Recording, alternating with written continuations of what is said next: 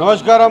ఈరోజు వాస్తవంగా రాజ్యాంగ ప్రదాత బాబాసాహెబ్ అంబేద్కర్ గారికి ఇక్కడ నుంచి 10,000 పాద నమస్కారాలు తెలియజేస్తా ఉన్నా. 10,000 పాద నమస్కారాలు తెలియజేస్తా ఉన్నా. అక్కడ అమిత్ షా గారు అవమానించినా లేదా ఇక్కడ అవమానాలు జరుగుతూ ఉన్నా మాలాంటి బడుగు బలహీన వర్గాలు, దళిత బిడ్డలు, ఎస్సీ ఎస్టీ మైనార్టీ వర్గాలు, బీసీ వర్గాలు ఈ స్థాయికి రావడమే 1,00,000 సార్లు అవమానాలు ఎదుర్కొన్న తర్వాతనే ఈరోజు నిలబడతాం. ఈ నిలబడిన తర్వాత ఈ స్థాయికి వచ్చినాకనన్నా మేము చూస్తూ ఉంటే అసెంబ్లీలో మొదటి రోజుకెంచి ఒక దళిత స్పీకర్ అయినటువంటి ఆలోచన విధానంతో ప్రతిదీ కూడా ఇంతకుముందే మాట్లాడుతూ ఒక మాట చెప్పారు ఇక్కడ మా సోదరుడు, ఆమె చెప్పి విసిరని రికార్డు ఉంటుంది, ఆల్రెడీ సీసీ కెమెరాలు ఉంటాయి, స్పష్టంగా చూడండి ఎవరి ప్రవర్తన ఏ విధంగా ఉందో ఒకసారి ఆలోచన చేయండి. If it's family, it has to be home. If it's home, it has to be Aparna. Saluting the spirit of every couple's sacrifice to build their dream home.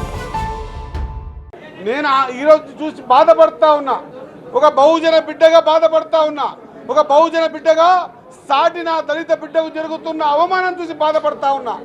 ఇది చూసుకోవడానికి మేము అసెంబ్లీ వరకు వచ్చింది.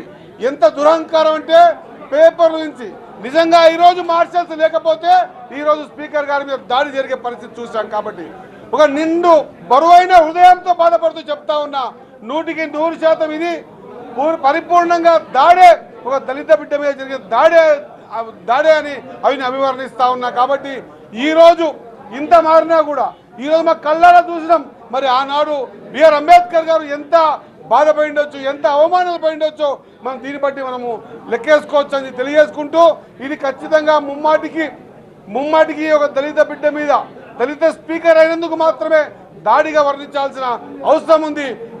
ఈ ఇష్యూ చర్చించడానికి 2 నిమిషాల ముందలే కోరి ఆ తర్వాత ఒకటేసారి స్పీకర్ మీదకి రావడం అనేది చాలా తప్పుగా అభివర్ణిస్తూ ఈ కార్యక్రమాలు చూసి నేను ఈ వేదిక ద్వారా తెలియజేస్తా ఉన్నా, తప్పెవరితో ఒప్పెవరితో మొత్తం విజువల్స్ ఉంటాయి.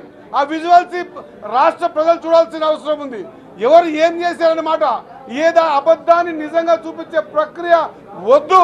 దాని నుంచి తెలంగాణ రాష్ట్రానికి ఇబ్బంది జరుగుతుంది, అన్ని విధాలా వెనక్కిపోయే పరిస్థితి ఉంటుందన్నమాట మరొకసారి గుర్తు చేస్తూ, ఈరోజు నిజంగా కూడా బాధాకరమైన తత్పత్ర హృదయాలతో నేను తెలియజేస్తా ఉన్నా, దళితులు లేదా బీసీ వర్గాలు, వెనుకబడిన జాతులు ఒక స్థాయిలో ఉండడం జీర్ణించుకోలేక చేస్తున్న ప్రక్రియగానే దీన్ని చూడాల్సిన అవసరం ఉందని తెలియజేస్తా ఉన్నా. ధన్యవాదాలు.